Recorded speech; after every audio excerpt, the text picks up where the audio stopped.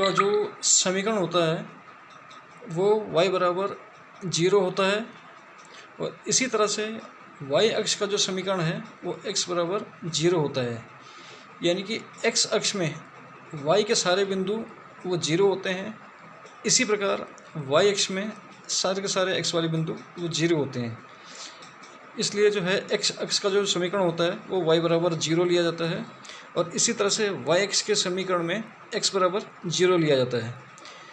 अब अगर x बराबर a है, इसका अगर समीकरण का ग्राफ खींचना हो तो क्योंकि इसमें y बराबर 0 होगा, इसका मतलब ये होगा कि एक समांतर रेखा होगी जो y अक्ष के समांतर होगी। ठीक है, एक ऐसी रेखा होगी जो x के तो लंबवत होगी लेकिन y अक्ष के वो समांतर होगी। तो ये माना 0 है, ये x अक्ष और ये y अक्ष, x बराबर a, ये बिंदु माना a बिंदु है। तो इस बिंदु a पर एक रेखा जाएगी जो y अक्ष के समांतर होगी, तो ये x बराबर a का समीकरण होगा। इसी तरह से माना y बराबर b का अगर ग्राफ खींचना हो तो इसमें एक समांतर रेखा होगी जो x अक्ष के समांतर होगी, और बिंदु b से y अक्ष में जहाँ बिंदु b होगा वहाँ से गुजरेगी और x अक्ष के समांतर होगी।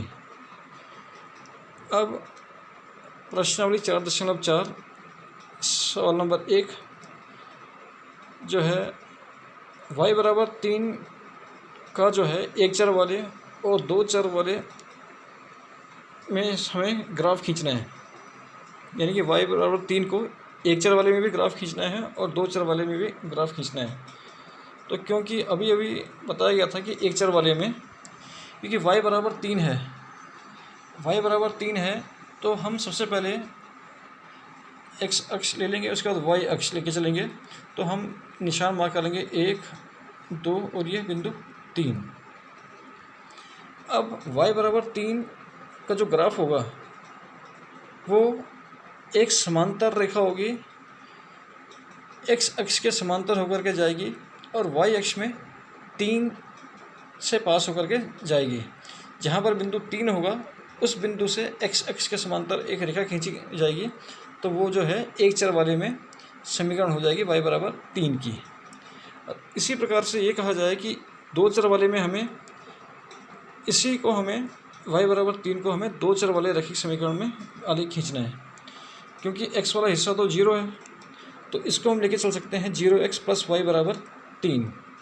अब x का ही हमने मान बदलना है, x का मान 0 लेके चले तब भी y का मान 3 आएगा, x का मान 1 लेके चलेंगे तब भी y का मान 3 आएगा, x का मान अगर 2 लेके चलेंगे तब भी y का मान 3। यानी कि हम कुछ भी अगर x y का मान कुछ भी अनंत तक बदलते रहें तो y के मान में कोई परिवर्तन नहीं आएगा।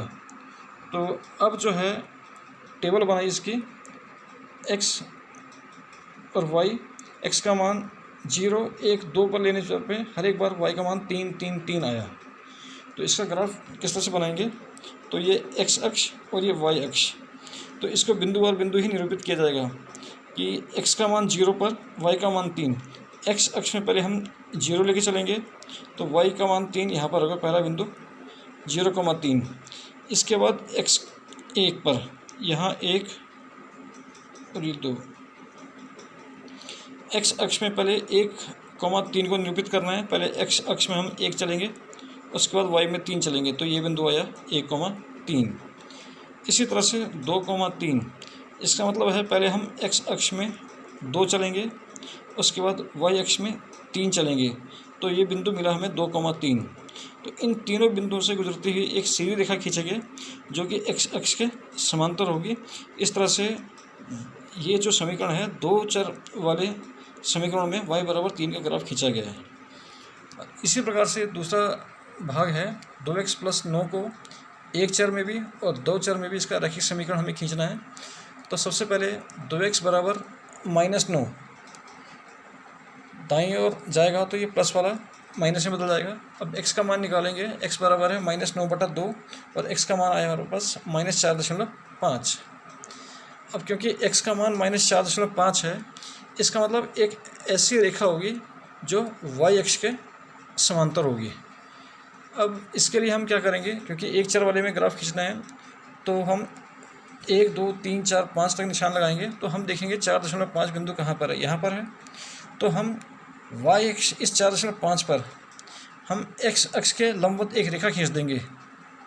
वो एक ग्राफ होगा जो कि वाई अक्ष के समांतर हो जाएगा। तो इस तरह से ये 2x + 9 = 0 एक चर वाले रैखिक समीकरण का ग्राफ हो जाएगा एक चर में।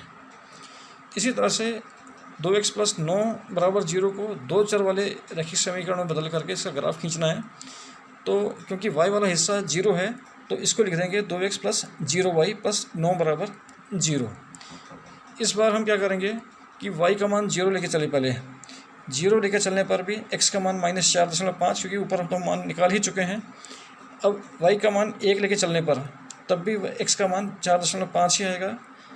y का मान 2 लेकर चलने पर भी x का मान -4.5 आएगा।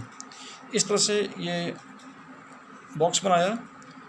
x का मान -4.5 कब है, जब y का मान 0 लिया तब भी -4.5, 1 लेकर के चलने पर भी तब भी x का मान -4.5, y का मान 2 लेकर के चलने पर भी तब भी x का मान -4.5।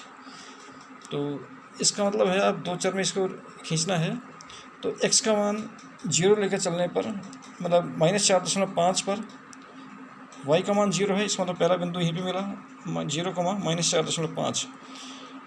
अब 1 पर इसका मान y का मान 1 लेके चलने पर x का मान कितना है 4.5, 4.5 और 1।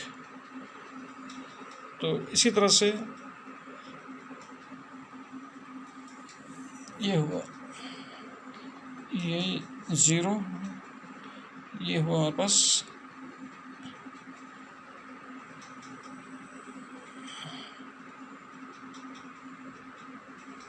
एक सेकेंड सॉरी, ये x बराबर -4.5 आया। तो इसका जो ग्राफ बनेगा, क्योंकि ये ऋणात्मक है तो इसका मतलब ये बाईं ओर चलेगा, क्योंकि धनात्मक हम दाईं ओर लेके चलते हैं और ऋणात्मक हम बाईं ओर लेके चलते हैं। तो 0 के बाईं ओर -4.5 हुआ। तो x अक्ष के 4.5 पर x अक्ष पे 4.5 बिंदु लिया, वहाँ से x अक्ष के लंबवत एक रेखा खींची, वो दोनों ओर बढ़ाई, ऊपर भी और नीचे भी, तो जो कि y अक्ष के समांतर होगी। इस तरह से ये जो ग्राफ होगा ये 2x + 9 = 0 का ग्राफ हुआ ये एक चर में। इसी तरह से हमारे पास जो टेबल बनी x बराबर -4.5 पर y का मान 0, -4.5 1 2, y बराबर 2 लेने पर भी x का मान -4.5। इसका मतलब है ये x अक्ष और ये y अक्ष। अब ये -4.5 पर इसका मान 0 है तो ये हो गया।